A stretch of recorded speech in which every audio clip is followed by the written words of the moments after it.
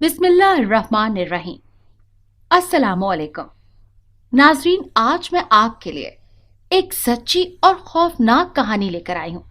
लेकिन इससे पहले कि मैं कहानी शुरू करूँ, जो लोग हमारे चैनल पर नए हैं उनसे गुजारिश है कि वो हमारे चैनल कहानी महल को सब्सक्राइब कर लें, ताकि आपको हमारी इस तरह की दिलचस्प कहानियां बर वक्त मिलती रहें। पिछले कई माह से मैं अजीब किस्म के ख्वाब देख रहा था। यूं महसूस हो रहा था जैसे कोई अनदेखी ताकत अपनी तरफ माइल करने की कोशिश कर रही है। बस एक वीरान से मकाम पर एक साया सा लहराता था। बारहा मैंने कोशिश की कि साये के खदोखाल नजर आ जाएं तो उसे कैनवस पर मुंतकिल कर दूं, लेकिन मुसलसल नाकाम रहा। कई दिन तक मेरे हाथ गैर इरादी तौर पर काम करते रहे, लेकिन ये शायद नामुमकिन था। एक दिन मैं इसी काम में महव था कि दरवाजे पर दस्तक हुई। दरवाजा खोला तो सामने डाकिया खड़ा था। मैंने खत लिया और हैरानगी से उलट पुलट करके देखने लगा कि किसका हो सकता है, क्योंकि लिफाफा किसी बाहर मुल्क का था। खोल कर देखा, ये मेरे एक बहुत ही पुराने दोस्त साहिर का था, जिसने मिस्र से खत लिखा था। साहिर ने मुझे फौरन मिस्र आने का कहा था। इसके साथ उसने ये भी लिखा था कि अगले चंद दिन में मैं जरूरी कागजात भिजवा रहा हूँ। साहिर ने शायद इसलिए बुलवाया था कि चंद अरसा पहले मैंने एहराम मिस्र देखने की ख्वाहिश जाहिर की थी। चुनांचा मैंने जरूरी काम निपटाना शुरू कर दिए और फिर ठीक 3 दिन बाद साहिर ने दूसरे कागजात भी भिजवा दिए। मेरी तो खुशी की कोई इंतहा न थी, क्योंकि चंद दिन बाद मेरी दिली ख्वाहिश पूरी होने वाली थी। हैरत अंगेज बात यह है कि उस दिन मुझे वो ख्वाब नजर नहीं आया था। शायद इस तरफ से मेरा ध्यान बढ़ गया था। बहरहाल अच्छा हुआ कि जान छूट गई। आखिर वो दिन भी आ ही गया जब मैं मिस्र के लिए रवाना हुआ। मैंने सरशारी की कैफियत में थी। काहिरा के एयरपोर्ट पर साहिर ने मेरा भरपूर इस्तकबाल किया। मेरे आने पर वो बेहद खुश नजर आ रहा था। घर पहुंचकर मैं उसके वालिदैन से मिला और फिर रात के खाने के बाद मैं अपने कमरे में आ गया। मैं रात देर तक एहराम मिस्र और यहाँ के मशहूर कदीम अजायब घर, जहाँ फिरौन की हुनूस शुदा लाश थी, के बारे में सोचता रहा। यूं लग रहा था जैसे मुझे इन मकामात से इश्क हो गया। न जाने कब मेरी आंख लग गई और मैं नींद की वादियों में खो गया। पता नहीं रात का कौन सा पहर था कि अचानक मेरी आंख खुल गई। मेरी नींद खामखा नहीं टूटी थी, किसी ने मेरा हाथ पकड़ कर उठाया था। मैंने घबराहट में कमरे का जायजा लिया, लेकिन वहां तो कोई भी नहीं था। लेकिन नहीं, वहां कोई था। उसके सर्द हाथों का लम्स मैंने अब भी अपने हाथ पर महसूस किया। तभी तो मैंने इतनी गहरी नींद से बेदारी हुई थी। मेरे हाथ पर थर थर कांपने लगे। लाइट जलाकर मैंने डरते डरते कमरे का जायजा लिया, लेकिन कुछ भी दिखाई नहीं दिया। तो फिर वो क्या था? और सोचते सोचते मेरा दिमाग चल होने लगा।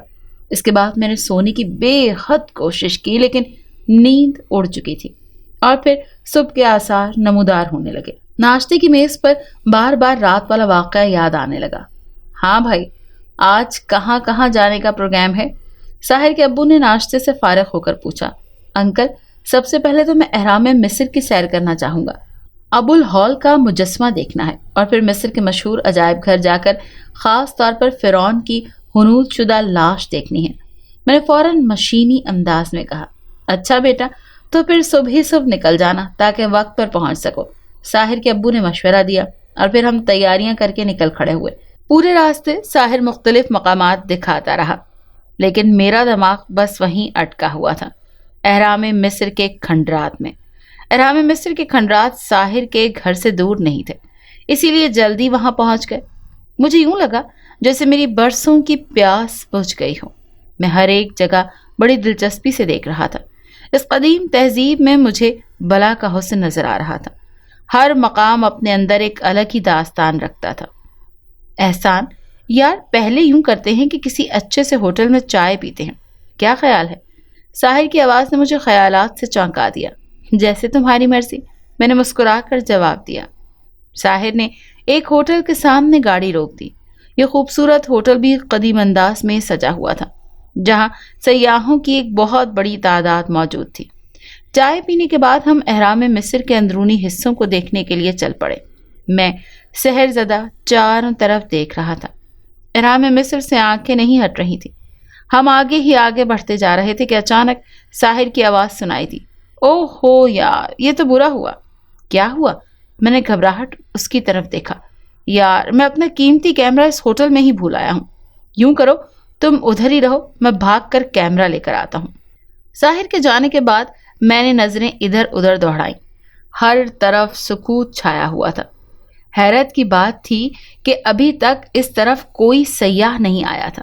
شاید یہاں دلچسپی کی کوئی خاص چیز نہیں تھی۔ انہی سوچوں میں گم بلند و بالا ٹیلوں کو دیکھ رہا تھا کہ اچانک میری نظر ایک منظر پر جم کر رہ گئی۔ یہ منظر تو پہلے بھی میں نے کہیں دیکھا ہے، لیکن کہاں؟ یاد نہیں آ رہا تھا۔ کہیں یہ جگہ کسی پاکستان کی قدیم جگہ سے مشابہت تو نہیں رکھتی؟ انہی خیالوں میں گم سحر زدہ حالت میں اسی طرف بڑھنے لگا۔ واقعی یہ جگہ کہیں نہ کہیں میرے ذہن میں نقش تھی۔ وہاں پہنچ کر ایک ٹیلے پر بیٹھ گیا اور حیرت سے اس جگہ کو دیکھنے لگا، لیکن باوجود کوشش کے کچھ یاد نہیں آ رہا تھا۔ بے خیالی میں نے جیب میں ہاتھ ڈالا اور جیب میں موجود چاقو نکال کر اس کی نوک سے ٹیلے پر الٹی سیدھی لکیریں لگانے لگا۔ ساحر نے آنے میں بہت دیر لگا دی تھی اور میں انتظار کر کر کے تھک گیا تھا۔ اب میرا چاقو والا ہاتھ غیر ارادی طور پر زمین میں سوراخ کر رہا تھا۔ شاید اکیلے پن سے گھبرا کر میں نے یہ مصروفیت ڈھونڈ نکالی۔ ایسے میں ایک دو دفعہ ہی ایسا کر سکا کہ اچانک چاقو کسی چیز سے مس ہوا۔ میں یوں اچھلا جیسے کسی سانپ نے ڈس لیا ہو۔ میں نے چاقو کی نوک کو دیکھا تو دنگ رہ گیا۔ چاقو کی نوک پر بالکل خون جیسی سرخی نظر آ رہی تھی۔ میرا دل دھک دھک کرنے لگا تھا۔ ارد گرد کا جائزہ لیا تو وہاں کسی انسان کا نام و نشان تک نہیں تھا۔ یوں لگ رہا تھا جیسے میں کوئی جادو نگری میں آ گیا ہوں۔ ساحر ابھی غائب تھا اور پھر اچانک میرے دل میں جھماکا ہوا اور میرا ہاتھ کسی غیبی قوت نے زمین کے اندر کھودنے لگا۔ ابھی میں نے 2 فٹ ہی زمین کھودی تھی کہ وہاں ایک سفید سا کپڑا نظر آیا۔ سفید کپڑے کو دیکھ کر میرے دل کی دھڑکنیں بے ترتیب ہونے لگی۔ فوراً ہی میرے ذہن میں کفن کا خیال ابھرا۔ میرے جسم میں خوف کی ایک لہر دوڑ گئی۔ شاید یہاں کوئی مردہ دفن ہے، لیکن یہ تو بہت پرانے کھنڈرات ہیں۔ پھر ڈرتے ڈرتے میں نے مشینی انداز میں آس پاس کی مٹی ہٹائی۔ میں یہ عمل کسی معمول کے تحت کر رہا تھا۔ میں نے بارہا ہاتھ روکنے کی کوشش کی، لیکن یوں لگ رہا تھا جیسے ہاتھ میرے بس میں نہ ہو۔ میں نے آہستگی سے کپڑا اوپر کھینچا تو نہایت ہی آسانی سے باہر آ گیا۔ مٹی میں لتھڑا سفید تھیلی دیکھ کر میں حیران اور پریشان ہوں۔ نہ جانے اس تھیلی میں کیا چیز ہوگی؟ کہیں کسی نے پولیس کے خوف سے ہیرے جواہرات تو یہاں نہیں دفنا دیے تھے؟ میری عجیب سی کیفیت ہو رہی تھی۔ اس سے پہلے کہ میں تھیلی کھول کر دیکھتا، ساحر ہاتھ میں کیمرہ لیے آتا دکھائی دیا۔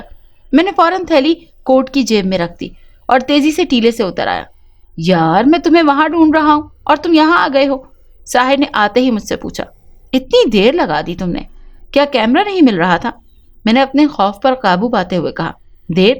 ارے یار مجھے تو یہاں سے نکلے ہوئے بمشکل 10 منٹ ہی ہوئے ہوں گے، ساحر نے تعجب سے دیکھتے ہوئے کہا۔ لیکن مجھے تو یوں لگ رہا ہے جیسے تم نے آدھے گھنٹے سے بھی زیادہ وقت لگا دیا ہو۔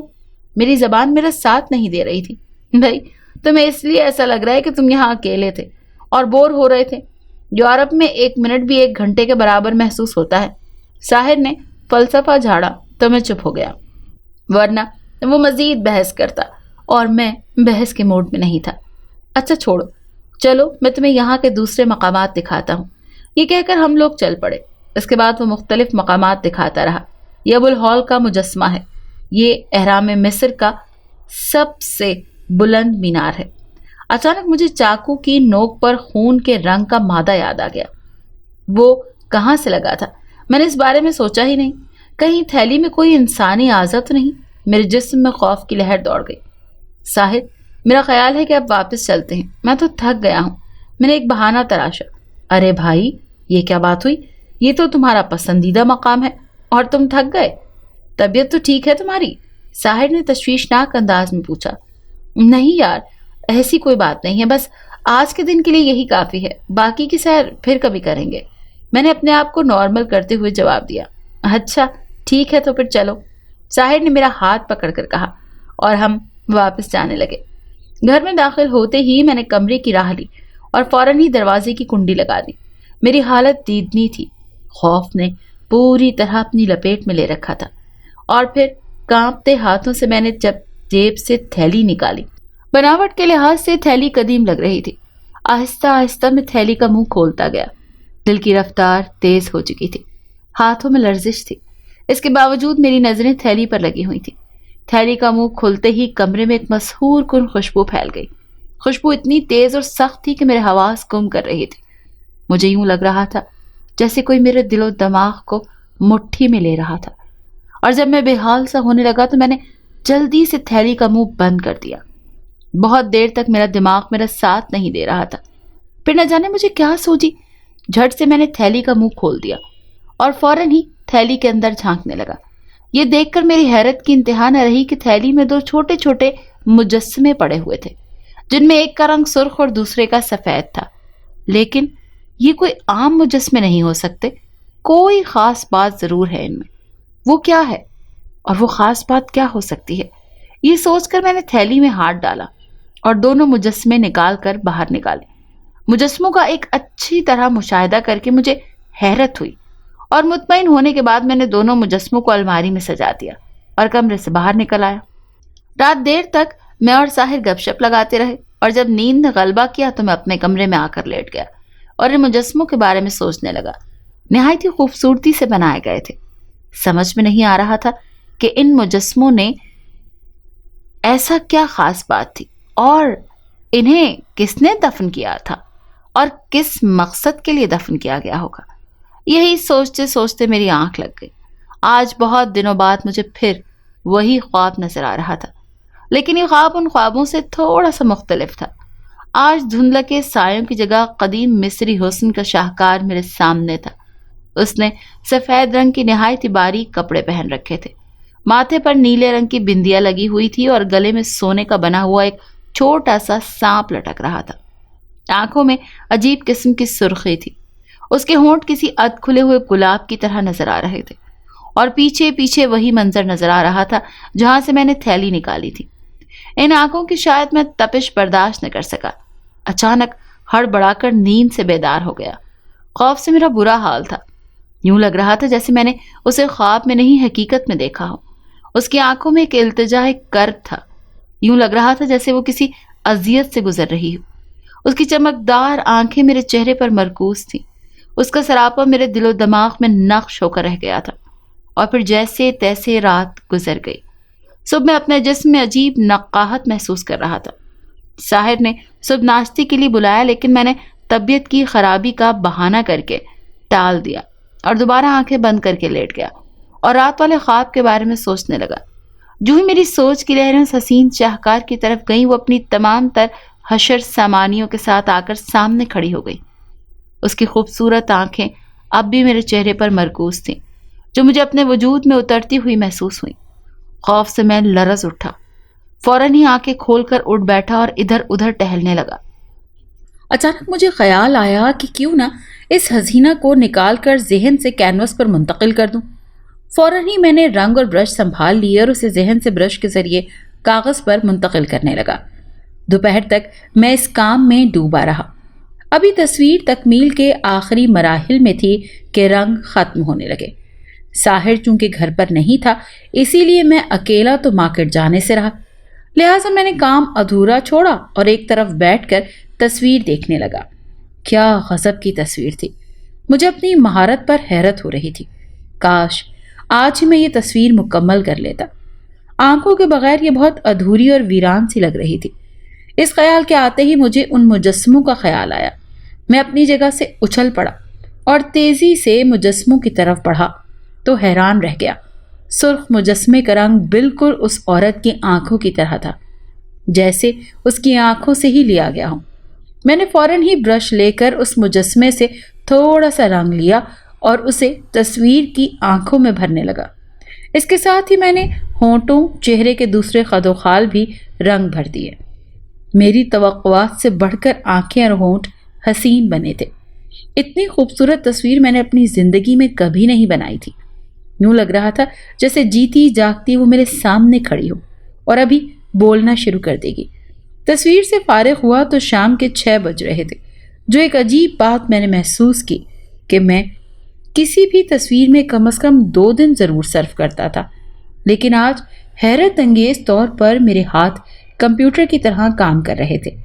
تصویر مجھے بے حد پسند آئی، اسی لیے اسے میں نے اپنے بیڈ کے بالکل سامنے آویزاں کر دیا اور جی بھر کر دیکھنے کے بعد میں کمرے سے باہر آیا۔ مجھے اپنا جسم بے حد ہلکا محسوس ہو رہا تھا، جیسے منو بوجھ کاندھوں سے اتر گیا ہو۔ ہاں بھائی احسان، طبیعت اب کیسی ہے؟ کہیں گھر کی یاد تو نہیں ستا رہی؟ ایسی کوئی بات نہیں ہے، بس ذرا سر میں درد ہو رہا تھا۔ اب میں بالکل فٹ ہوں، میں نے ہنستے ہوئے جواب دیا۔ اچھا یہ بات ہے، تو پھر آؤ رات کے کھانے پر ٹوٹ پڑتے ہیں، صبح سے تم نے کچھ بھی نہیں کھایا۔ ساحر نے میرا ہاتھ پکڑتے ہوئے اٹھایا اور میں فوراً اٹھ کر اس کے ساتھ چل دیا۔ تقریباً 12 بجے تک گپ شپ ہوتی رہی، پھر میں اپنے کمرے میں آ کر لیٹ گیا اور سامنے بنائے ہوئے شاہکار کو دیکھنے لگا۔ کیا سچ مچ اتنی بے مثال اور خوبصورت لڑکی اس دنیا میں موجود ہے، یا پھر یہ میرا صرف تخیل ہے؟ لیکن نہیں، اتنا مکمل اور دلکش حسن صرف تخیل ہی میں ہو سکتا ہے۔ میں دل ہی دل میں اپنے آپ سے سوال کرتا رہا اور اسے رد کرتا گیا۔ پھر نیند پوری طرح مجھے اپنی آغوش میں لے چکی تھی۔ نہ جانے رات کتنی سرک چکی ہوگی کہ اچانک سر سر کی آواز سنائی دی، جیسے تیز ہوا چل رہی ہو۔ میں ایک جھٹکے سے اٹھ بیٹھا اور خواب دیدہ آنکھوں سے ادھر ادھر دیکھنے لگا، لیکن یہاں تو مکمل خاموشی تھی۔ ہاں البتہ کھڑکی کے پردے آہستہ آہستہ ہل رہے تھے، جو مجھے ہراساں کرنے کے لیے کافی تھے، لیکن شاید یہ میرا وہم تھا، کوئی بھی تو وہاں نہیں تھا۔ یہی سوچ کر میں دوبارہ لیٹ گیا۔ ابھی میں سمجھنے کی کوشش ہی کر رہا تھا کہ یہ خوشبو تو وہی ہے جو اس وقت مجسموں سے آ رہی تھی، کہ اچانک میری نظریں تصویر پر اٹک گئیں۔ میں نے چیخنا چاہا لیکن چیخ گلے میں ہی پھنس کر رہ گئی۔ میرا دل یوں دھڑک رہا تھا جیسے ابھی سینہ چیر کر باہر آ جائے گا۔ میری بنائی ہوئی تصویر میری آنکھوں میں آنکھیں ڈال کر دیکھ رہی تھی اور لبوں پر دل فریب مسکراہٹ۔ مسکرانے اور دیکھنے کا وہی انداز تھا جیسے خواب میں ہوتا ہے۔ اس سے پہلے کہ میری حرکت قلب بند ہو جاتی، اس کی مترنم آواز سنائی دی۔ احسان، ڈرو نہیں، میں آپ کو نقصان نہیں پہنچا رہی، میں مجبور ہوں، مجھے آپ کی مدد کی ضرورت ہے۔ آپ کو معلوم ہے میں نے کتنے جتن کیے ہیں آپ کو یہاں لانے کے لیے۔ اس آواز اور لہجے میں بے پناہ دکھ تھا۔ لیکن تم کون ہو؟ میں نے بمشکل الفاظ ادا کرتے ہوئے پوچھا۔ میرا نام آروشا ہے، میرے باپ کا نام اخمس تھا، جو فرعون چہارم کے زمانے میں مشہور سنگ تراش تھا، بالکل تمہاری طرح، تخیل کو حقیقت کا رنگ دینے والا۔ میرے والد فرعون چہارم کے خاص آدمیوں میں شمار ہوتے تھے، جو فرعون کے مجسمے بنا کر ان سے انعام اور داد وصول کرتے۔ میں بچپن ہی سے بہت خوبصورت اور پرکشش تھی، جو ایک بار دیکھ لیتا دوبارہ دیکھنے کی آرزو کرتا۔ میری ماں کا تو میرے پیدا ہوتے ہی انتقال ہو گیا تھا، اور پھر جب میں نے جوانی کی دہلیز پر قدم رکھا تو ایسے لگا جیسے ساری کائنات کا حسن سمٹ کر مجھ میں سما گیا ہو۔ سارا مصر مجھے ایک نظر دیکھنے کے لیے بے چین رہتا۔ بڑے بڑے عمرا اور تاجر مجھے حاصل کرنے کے لیے اپنا سب کچھ لٹانے کے لیے تیار تھے۔ اسی وجہ سے میرے والد میری وجہ سے پریشان تھے، خاص کر گپتاری جادوگر نے تو بہت تنگ کر رکھا تھا۔ گپتاری اس زمانے میں مصر کا ایک ماہر جادوگر تھا۔ وہ ہر روز میرے والد کو جادو کے زور سے تکلیف دیتا اور مجبور کرتا کہ وہ میرا ہاتھ اس کے ہاتھ میں دے دے، لیکن وہ مسلسل انکار کرتے رہے، اور جب ابو میں مزید تکلیف برداشت کرنے کی سکت نہ رہی تو انہوں نے دوسری راہ نکالی۔ انہوں نے فرعون سے درخواست کی کہ وہ اس کی بیٹی کو بچا لیں۔ فرعون نے مجھے ایک خفیہ تہہ خانے میں پہنچا دیا اور گپتاری جادوگر کو گرفتار کر کے انتباہ کیا کہ وہ میرا خیال دل سے نکال دے۔ تہہ خانے میں مجھے ضرورت کی ہر چیز میسر تھی۔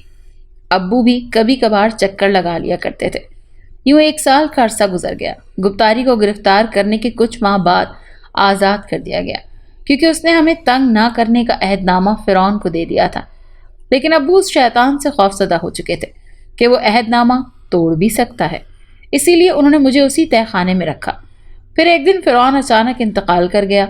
گپتاری جادوگر کو اسی کا انتظار تھا۔ اس نے فوراً ہی ابو کو جادو کے زور پر قبضے میں کر لیا۔ اس نے ابو کو بے حد اذیتیں دی، ابو پر جادو کا ہر زور آزمایا، لیکن میرا ٹھکانہ بتانے سے ابو مسلسل انکار کرتے رہے۔ جب وہ پوری طرح نا امید ہو چکے تو اس نے ابو سے زبردستی 2 مجسمے بنوائے۔ یہ مجسمے خام رنگ کو مٹی کی طرح گھول کر بنائے گئے۔ پتہ نہیں گپتاری جادوگر کا کیا ارادہ تھا۔ ابو نے اپنی اور بیٹی کی جان بچانے کے لیے یہ مجسمے بنا دیے۔ اس کے بعد اس شیطان نے ابو کو آزاد کر دیا اور غصے سے کہا، تم نے مجھے بے حد ذلیل کیا ہے۔ میں تو عزت کے ساتھ آروشا کا ہاتھ مانگ رہا تھا، لیکن تم نے خود ہی اپنی اور بیٹی کو موت کی طرف دھکیلا ہے۔ اب میں قسم کھا کر کہتا ہوں کہ میں تم دونوں کو وہ سزا دوں گا جس کا کوئی تصور بھی نہیں کر سکتا۔ اگر زندگی عزیز ہے تو جتنی جلدی ہو سکے مصر چھوڑ دو۔ جاؤ، میں نے تمہیں آزاد کیا، جاؤ بیٹی کو لے کر دور چلے جاؤ۔ گپتاری جادوگر ہذیانی انداز میں چیخ رہا تھا۔ ابو نے جب یہ موقع دیکھا تو ایک لمحہ ضائع کیے بغیر وہاں سے بھاگ نکلے اور سیدھے میرے پاس آئے، اور شاید یہی غلطی گپتاری ابو سے کروانا چاہ رہا تھا۔ ابو نے مجھے تہہ خانے سے نکالا اور شمال کی طرف بھاگنے لگے۔ ایک طویل سفر کرنے کے بعد ہم احرام مصر کے علاقے میں داخل ہوئے۔ تھکن کی وجہ سے ہماری حالت بہت ابتر ہو رہی تھی۔ ابھی ہم یہ علاقہ بھی چھوڑنے والے تھے کہ اچانک گپتاری جادوگر سامنے آ گیا۔ اس نے آنکھوں سے خباثت ٹپک رہی تھی۔ سنگ تراش، تمہارا کیا خیال تھا میں تمہیں اتنی آسانی سے چھوڑ دوں گا؟ مجھے معلوم تھا کہ وہاں سے نکلنے کے بعد تم سیدھے اپنی بیٹی کے ہی پاس جاؤ گے۔ اب تم دونوں میرے ہاتھ آئے ہو، میں تم دونوں کو اپنی بے عزتی کی کڑی سزا دوں گا۔ اس نے جیب سے ایک تھیلی نکالی اور اس سے 2 چھوٹے چھوٹے رنگین مجسمے نکال کر کہنے لگا، اخمس، یہ دونوں مجسمے تم نے اپنے ہاتھوں سے بنائے تھے۔ میں تم سے عام مجسمے بھی بنوا سکتا تھا، لیکن نہیں، مجھے معلوم تھا کہ تم اپنی بیٹی مجھے نہیں دو گے، اسی لیے میں نے یہ خاص مجسمے بنوائے تاکہ تم دونوں کو ہزاروں سال تڑپا سکوں۔ آج میں تم دونوں کی روحوں کو ان مجسموں میں قید کر رہا ہوں، جن میں تمہاری روحیں بہت بے قرار رہیں گی۔ اس اذیت سے نجات کی صرف ایک ہی صورت ہوگی جب صدیوں بعد تم جیسا مصور پیدا ہوگا، اور وہ بھی اس صورت میں اگر وہ مصور ان کھنڈرات میں آ جائے اور یہ مجسمے اس کے ہاتھ لگ جائیں اور وہ آروشا کی تصویر بنا کر اس میں ان مجسموں کا رنگ بھرے۔ لیکن نہیں، یہ کبھی نہیں ہو سکے گا، ایسا ہونا ناممکن ہے، اسی لیے میں یہ راز بتا رہا ہوں۔ اس کے ساتھ ہی گپتا جادوگر کسی شیطان کی طرح قہقہے لگانے لگا۔ آروشا نے جب اپنی بات مکمل کی تو میں نے پوچھا، آروشا، تمہیں کیسے پتا چلا کہ میں ہی وہ مصور ہوں جس کا گپتا جادوگر نے بتایا تھا؟ میری بات سن کر وہ ہنس پڑی۔ تو مجھے ایسا لگا جیسے چاروں طرف پھولوں کی برسات ہو رہی تھی۔ کہنے لگی، دراصل تہہ خانے میں ایک عرصہ گزارنے کے بعد میں نے ٹیلی پیتھی کا علم سیکھنا شروع کر دیا تھا، جس کا مجھے بے حد شوق تھا، جس کے لیے میری درخواست پر فرعون نے میرے لیے استاد بھی مہیا کیا تھا۔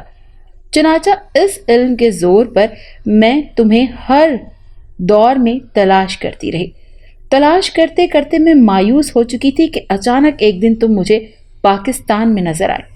چنانچہ میں نے آہستہ آہستہ تمہارے دل میں ان قدیم مقامات کی محبت ڈالی۔ خواب میں تمہیں احرام مصر کے اس مقام کی تصویر بنا کر اس وقت تک دکھائی جب تک تم یہ ارادہ نہ کر لو کہ تم مصر میں آؤ گے، یا جب تک تم میری تصویر بنا کر اس میں سرخ مجسمے کا رنگ نہ بھر دو۔ چنانچہ میں نے تمہیں خواب میں احرام مصر کے اس مقام کی تصویر دکھائی، اور ساتھ ہی اپنا روپ بھی دکھانے میں نے بہت کوشش کی۔ چنانچہ میرا علم اتنا پختہ نہیں تھا، اسی لیے تمہیں صرف ہیولا ہی نظر آیا تھا۔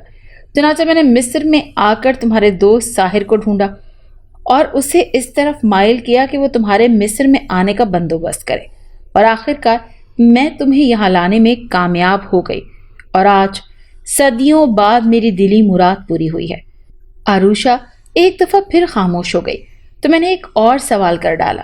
اب مجھے ڈر نہیں لگ رہا تھا، لیکن میں تمہیں یا تمہاری بے چین روح کو کس طرح سکون پہنچا سکتا ہوں؟ دوست، یہ بہت آسان ہے۔ یہ پتہ نہیں مجھے آسان لگ رہا ہے۔ سب سے بڑا مسئلہ تمہیں یہاں لانا اور وہ مجسمے نکال کر میری تصویر بنانا تھی۔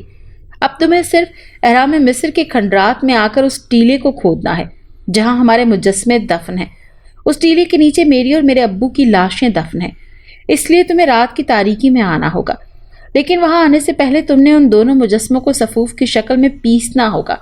जब तुम ये टीला खोदने लगो तो हो सकता है कि गुप्तारी जादूगर की जादुई हिसार के अंदर तुम्हें मज़ाहमत का सामना करना पड़े, लेकिन तुमने हिम्मत से काम लेकर उस हिसार को उन सफूफ के छिड़काव से तोड़ना होगा। तुमने टीला खोदने में बहुत ही एहतियात से काम लेना है। इसके बाद जब हमारे जिस्म नजर आ जाएं तो उस ढांचे पर जिसके ऊपर सफ़ेद कपड़ा होगा उस पर सुर्ख सफूफ छिड़क देना। उसके साथ ही तुम्हारा काम खत्म हो जाएगा। फिर भी तुमने हिम्मत से काम लेना है। हम दोनों तुम्हारे बेहद मशकूर होंगे। आरुषा ने प्यार भरी नजरों से देखकर बात खत्म कर दी। लेकिन ये तो बेहद मुश्किल काम है और मुझ में तो इतना हौसला नहीं है। एहसान, तुम्हें ये सब कुछ हमारी खातिर करना होगा। देखो ना, हम कितनी सदियों से तुम्हारा इंतजार कर रहे हैं। बोलो, करोगे ना? उसने ये सब कुछ इस अंदाज से कहा था कि बेख्तियार मेरे मुंह से हाँ निकल गई। बहुत बहुत शुक्रिया। और हाँ एहसान, तुम्हें वहां अकेले ही आना होगा कल रात। अच्छा, अब मैं चलती हूँ। इसके साथ ही वो गायब हो गई और तस्वीर साकित हो गई। आरुषा के जाते ही एक दफा फिर मुझे खौफ ने घेर लिया। मुझे अपने आप पर गुस्सा आ रहा था कि क्यों मैंने हाँ कर दी, लेकिन ये तो मैंने बेख्तियार ही कहा था। अब कैसे मैं इस मुश्किल घड़ी में उन खंडरात में जाऊंगा? मैं इन्हीं सोचों में गुम था कि सुबह हो गई। दिन को मैं बहुत देर तक सोता रहा। जो ही मेरी आंख खुली फौरन रात का वाक़या याद आ गया। मैं अजीब कश्मकश में था। कहीं मेरे वहां न जाने से मुझे नुकसान तो नहीं पहुंचेगा। सारा दिन मैं खोया खोया सा रहा। साहिर ने 12 वजह जानना चाहिए, लेकिन मैंने टाल दिया और फिर रात का अंधेरा उजाले पर गालिब आ गया। जूं जूं रात बढ़ती गई मेरी हालत गैर होती गई। तरह तरह के वसवसे दिल में पैदा होने लगे। सब घर वालों के सोने के बाद मैं आहिस्तगी से उठा और कमरे से बाहर निकल कर जाने लगा। यूं लग रहा था जैसे कोई अनजानी कुव्वत मुझे खंडरात की तरफ खींच रही है।